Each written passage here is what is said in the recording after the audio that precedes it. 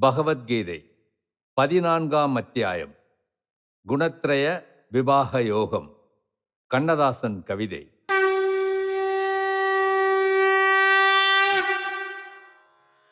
மூவகை குணங்கள் சொல்வேன். முதற்குணம் தூய்மையாகும். ஆவலே அடுத்ததாகும். அறியாமை மூன்றாமென்று தேவன் சத்ரஜோதமோ திருக்குண விளக்கம் சொன்னான். ஏவுமோர் கணையின் பார்த்தன் இணையிலா அறிவைத் தேர்ந்தான். குணத்ரய விபாக யோகம். கண்ணதாசன் உரை. ஸ்ரீ பகவான் சொல்கிறார், அர்ஜுனா, அறிவில் உயர்ந்தது, அற்புதமானது, உத்தமமானது உனக்கதை சொல்கிறேன்.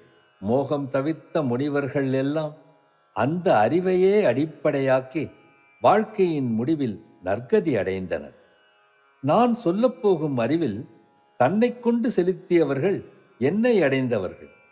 அவர்கள் உலகம் தோன்றும்போது பிறப்பதும் இல்லை, ஊழிக்காலத்தில் அழிவதும் இல்லை. பிரம்மாவே எனது கர்ப்பப்பை, அதில் நான் விதையை விதைக்கிறேன்.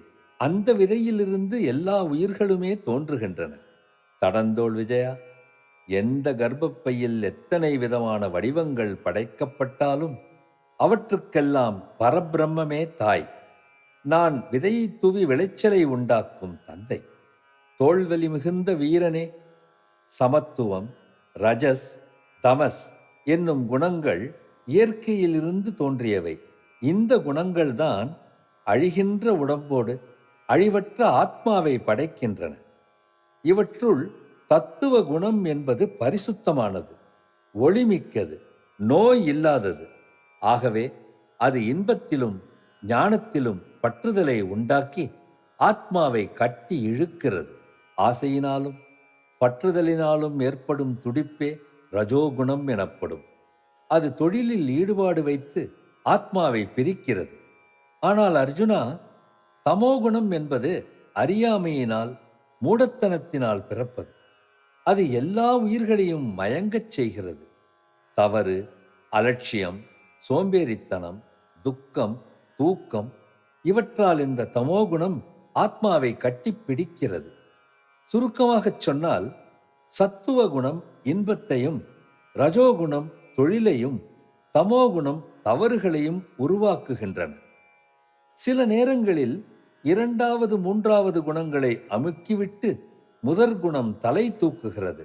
பிறகு இரண்டாவது குணம் தலை தூக்கி முதல் குணத்தையும் மூன்றாவது குணத்தையும் அமுக்குகிறது.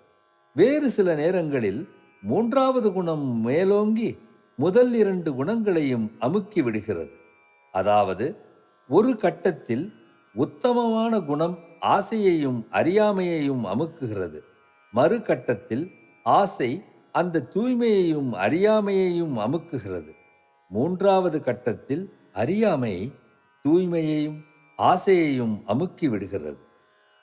இந்த உடம்பில் உள்ள எல்லா வாசல்கள், அதாவது புலன்கள் வழியாகவும் அறிவே பிரகாசிக்குமானால் அப்போது சத்துவ குணம் மேலோங்கி நிற்கிறது என்பது தெளிவு.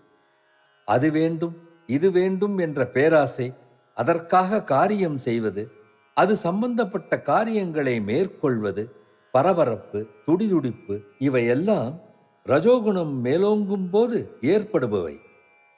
மந்த புத்தி, இருண்ட சூழ்நிலை, செயலற்ற நிலை, சோம்பேறித்தனம், மயக்கம் இவையெல்லாம் தமோகுணம் மேலோங்கும் போது தோன்றுபவை. சத்துவகுணம் மேலோங்கி நிற்கும் போது உடல் மரணமடைந்து ஆத்மா வெளியேற நேர்ந்தால் அது பேரறிஞர்களும் மேதைகளும் வாழும் உலகத்தை அடைகிறது. ரஜோகுணம் மேலோங்கிய போது மரணமடைந்தால் அந்த ஆத்மா தொழில் ஈடுபாடு கொண்ட ஏதாவது ஒரு குலத்தில் பிறக்கும்.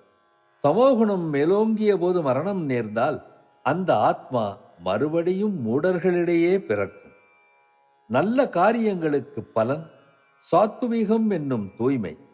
ரஜோகுணத்திற்கு பலன் தீர்க்க முடியாத துன்பம். தமோகுணத்திற்கு பலன் ஏதும் அறியா மடமை. முதல் குணத்திலிருந்து அறிவு பிறக்கிறது. இரண்டாவது குணத்திலிருந்து பேராசை பிறக்கிறது.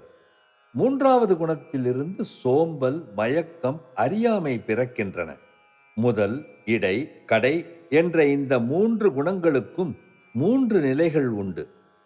சத்துவ குணம் மேல் நோக்கிச் செல்லும். ரஜோகுணம் திரிசங்கு சொர்க்கம் போல் நடுவிலேயே நிற்கும்.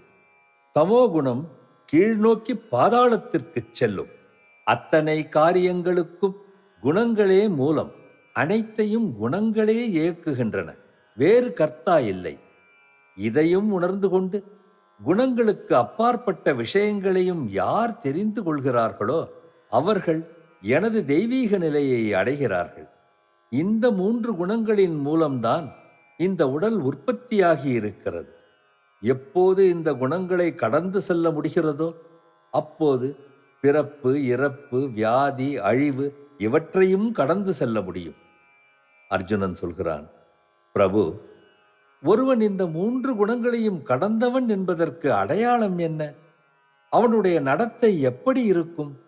அவன் எந்த வழியில் இந்த 3 குணங்களையும் கடந்து செல்கிறான்? ஸ்ரீ பகவான் சொல்கிறார், பாண்டவா, சத்துவத்தின் செயலாகிய மனத்தின் ஒளியையும் ரஜோகுணத்தின் செயலாகிய சேட்டையையும் தமோகுணத்தின் செயலாகிய மயக்கத்தையும் நேருக்கு நேர் சந்திக்கும் போது எவன் அவைகளை வெறுப்பதும் இல்லையோ, இல்லாத போது தேடுவதும் இல்லையோ, எவன் ஒரு பக்கமும் சேராது எந்த குணத்தாலும் அசைக்கப்படாமல் குணங்கள் தாங்களே இயங்குகின்றன என்று அறிந்து நிலை பெற்று நிற்கிறானோ, எவன் இன்ப துன்பங்களை ஒரே எடைக்கல்லை போட்டு நிறுக்கிறானோ, எவன் தன்னைத்தான் உணர்ந்து கொண்டவனோ, எவன் தங்கமும் செங்கல்லும் ஒன்றே என்று சமமாக பாவிப்பவனோ, எவன் விருப்புக்கும் வெறுப்புக்கும் ஒரே மதிப்பு கொடுக்கிறானோ, எவன் திடமான உள்ளம் உடையவனோ, எவன் இகழ்ச்சியையும் புகழ்ச்சியையும் ஒன்றாக கண்டவனோ, எவன் மானம் அவமானம் இரண்டையும் சமமாக மதிப்பவனோ, எவன் நண்பனிடமும் பகைவனிடமும் ஒரே மாதிரி நடந்து கொள்பவனோ, எவன் ஆசையால் உந்தப்பட்டு ஆரம்பித்த எல்லா தொழில்களையும் கைவிட்டவனோ, அவனே மேற்சொன்ன 3 குணங்களையும் கடந்தவன். முறை பிறழாத பக்தி யோகத்தினால் எவன் என்னை பணிகின்றானோ அவனும் இந்த குணங்களை எளிதில் கடந்து ஈஸ்வரன் என்ற இயற்கையை அடையும் தகுதி பெறுகிறான். ஏனென்றால் அழிவும் தீங்குமற்ற இயற்கைக்கு நானே நிலைக்களன். அசைக்க முடியாத தர்மத்துக்கும் இன்பத்துக்கும் நானே இருப்பிடம். குணத்ரய விபாக யோகம் முற்றுப்பெற்றது.